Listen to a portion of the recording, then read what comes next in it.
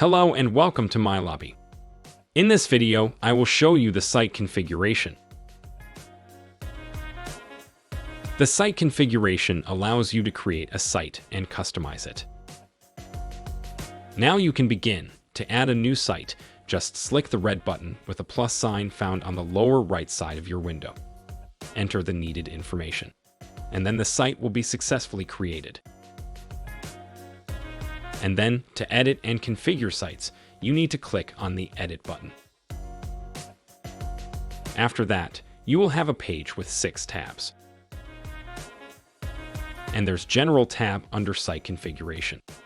General is a tab where you can fill in information about your site. This where you can edit the site name, time zone, and address.